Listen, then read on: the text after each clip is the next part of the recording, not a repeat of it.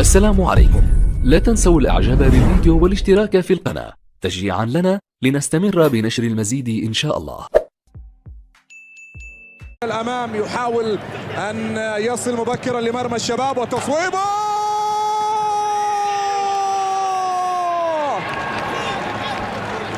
جول.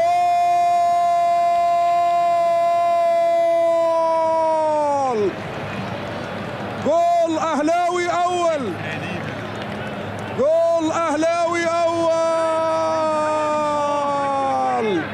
الاهلي يسجل مبكرا عن طريق عبد الله حسون.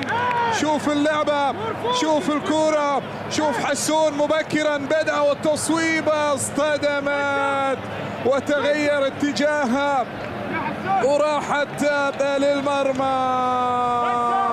1-0 للأهلي. أرلوس كيزيو تابع الكرة كيف تمر وتدخل إلى مرمى الشباب لأن يمكن هنا. طبعا الأهلي أضاع فرصة. خبراني يضيع فرصة.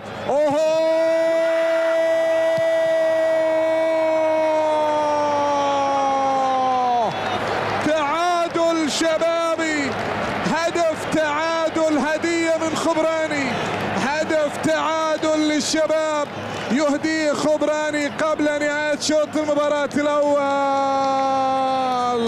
هدف وتعاون كبير بين الحمدان وجوانكا. شوف العويس حطوا الكرة في مكان صعب على خبراني لحسين القحطاني، يلعب كرة إلى الأمام. حسين طويلة أمامية وصقور، والله الله الله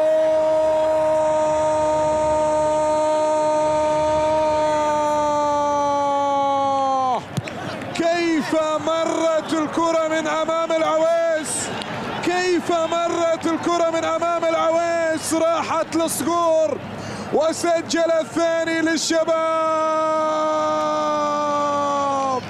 الشباب يسجل هدف ثاني. شوف انطلاقة صقور كنت أريد أن أتحدث عنها. فجأة وجدت الكرة أمام صقور. العويس العائد، العويس العائد بعد غياب. مرت إلى الليتواني، يلعب كرة خاطئة خاطئة خاطئة ومارين. والله يا مارين، الله يا مارين. هدف تعادل، هدف أهلاوي، هدف تعادل. خطأ مرة أخرى، خطأ مرة أخرى من